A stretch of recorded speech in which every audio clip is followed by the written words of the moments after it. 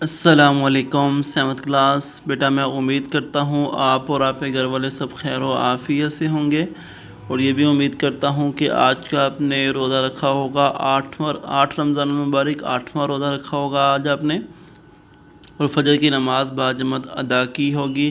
بقیہ دن میں آپ تلاوت قرآن پاک اور ذکر و اذکار بھی کریں گے، اور یہ بھی امید کرتا ہوں کہ کال والا سبق تھا 6 نمبر 2، 3 اور 4 کی آپ نے تشریح خوش خط کر کے اپنی کاپی کے اوپر لکھی ہوگی، اردو 1 کی کاپی پر۔ آج جو ہے ہم 6 نمبر 5 کی تشریح کریں گے۔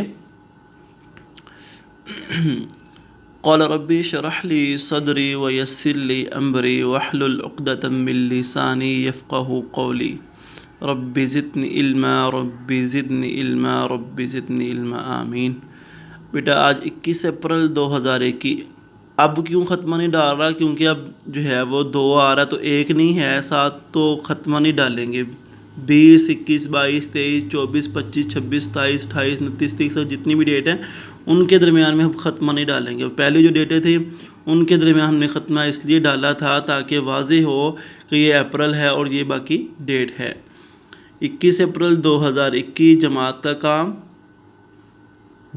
بروز بدھ۔ عنوان ہے ہمارا نظم نعت، ذیلی عنوان اشعار کی تشریح، اور جو ہے وہ شاعر کا نام محشر رسول نگری۔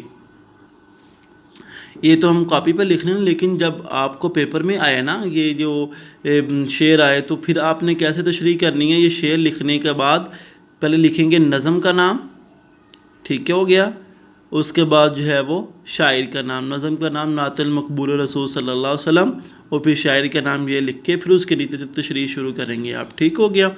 ایسے ہی نظم کا نام لکھ کر آگے پھر شاعر کا نام اس کے آگے، یہ ٹھیک ہو گیا۔ آگے کے سب جب پیپر میں آئے، لیکن کاپی پہ آپ نے اس طرح کرنا جیسے یہ کروا رہا ہوں میں، ٹھیک ہو گیا۔ شعر نمبر 5 ہے ہر آدمی پہ کھولا محنت کا راز اس نے جو سو رہے تھے غافل آ کر انہیں جگایا۔ تشریح ہے، اس شعر میں شاعر کہتا ہے کہ آپ صلی اللہ علیہ وسلم نے مسلمانوں کو محنت کی عظمت کے بارے میں بتایا۔ آپ صلی اللہ علیہ وسلم ہی وہ ہستی ہیں جنہوں نے غافل لوگوں کو شعور دیا کہ محنت ہی کامیابی کی کنجی ہے۔ محنت کرنے میں کوئی آڑ نہیں، اس سے انسان کا وقار بڑھتا ہے اور اس کے رزق میں اضافہ بھی ہوتا ہے۔ جو لوگ محنت کرتے ہیں اور مسلسل محنت کرنے سے کامیابی ملتی ہے۔ جو لوگ اپنے فرائض سے غافل تھے آپ صلی اللہ علیہ وسلم نے انہیں آگاہ کیا، اس طرح ان لوگوں نے آپ صلی اللہ علیہ وسلم کی تعلیمات پر عمل کر کے دنیا اور آخرت میں کامیابی پائی۔ پھر اس کے متعلق ایک شعر، چشم بیدار، چشم ہے، چشم بیدار کو اسرار خدائی بخشی، سونے والوں کو جگانے کے لیے آپ صلی اللہ علیہ وسلم آئے۔ تو یہ شعر نمبر 5 کی تشریح تھی، اور شعر نمبر 6 کی تشریح میں آپ کو تصویر سینڈ کر دیتا ہوں، وہاں سے دیکھ کر آپ نے شعر نمبر 6 کی بھی تشریح آپ نے لکھنی ہے۔ ان دونوں شعروں کی تشریح اردو 1 کی کاپی پہ آپ خوش خط کر کے لکھیں اور پھر ان کو یاد بھی کریں۔ آج اردو 2 کا بھی ہم نے ایک کام کرنا ہے، جیسے یہ ہم نے پیراگراف کیا تھا اردو 2 کی کاپی پہ ہمارے پیارے رسول صلی اللہ علیہ وسلم کے سنات کو کوئی بھی اس کے اندر ہم نے جو ہے اسپیس نہیں چھوڑی تھی، آپ کو ہی پتہ ہے پہلے۔ آج ہم قائد اعظم کے متعلق جو ہے وہ پیراگراف کریں گے، ان کے درمیان بھی آپ نے ایسے ہی جو ہے وہ لکھنا، کوئی اسپیس نہیں چھوڑنی، کوئی جگہ نہیں چھوڑنی، آپ نے جو ہے وہ مسلسل لکھتے آنا اور لاسٹ تک آپ نے اپنا پیراگراف مکمل کر لینا ہے۔ یہ ہے قائد اعظم کے متعلق پیراگراف۔ قائد اعظم محمد علی جناح 25 دسمبر 1876 کو یعنی 1876 کو کراچی میں پیدا ہوئے۔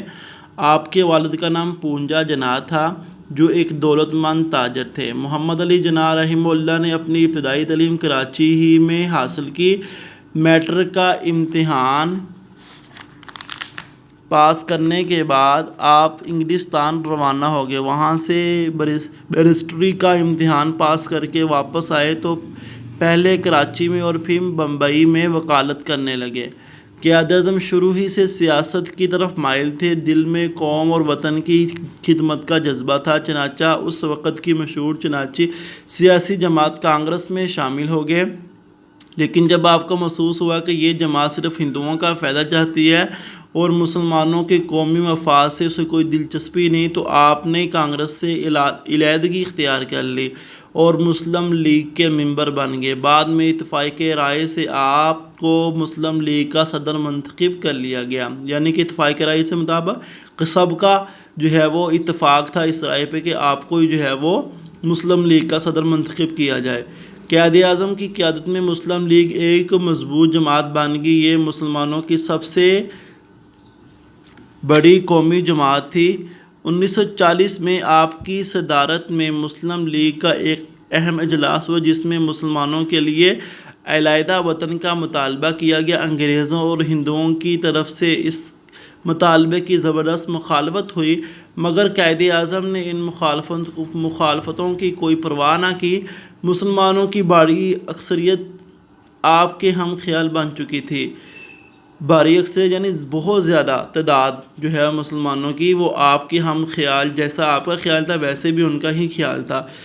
آپ اپنے مطالبے پہ ڈٹے رہے اور آخر کار حکومت برطانیہ کو یہ تسلیم کرنا پڑا۔ 14 اگست 1947 کو پاکستان کے قیام کا اعلان کر دیا گیا اور ہمارے محبوب قائد اعظم پاکستان کے پہلے گورنر جنرل مقرر ہوئے۔ جب پاکستان قائم ہو گیا تو قائد اعظم کو اس کی ترقی اور استحکام کے لیے دن رات کام کرنا پڑا۔ یہاں تک جو ہے وہ آپ یہ پیراگراف کریں گے جس کو ہائی لائٹ کیا گیا، صرف وہی آپ نے پیراگراف لکھنا ہے، باقی نیچے والا نہیں کریں گے۔ یہ صرف یہی پیراگراف ہم یہاں سے لے کر یہاں تک آپ کریں گے، اور اسی طرح جیسے پہلے کیا تھا۔ ان کے درمیان تو سپیس ہے نا، لیکن آپ نے لکھتے ہوئے درمیان میں سپیس نہیں ڈالنی، ٹھیک ہے جی؟ اگر ڈالیں گے تو آپ کا سارا پیراگراف کراس ہو جائے گا۔ ٹھیک ہو گیا؟ تو میں امید کرتا ہوں کہ آپ اردو اے اردو بی کا کام جو ہے بڑے ہی احسن انداز سے لکھیں گے اور پھر ان کو یاد بھی کریں گے۔ السلام علیکم ورحمۃ اللہ وبرکاتہ۔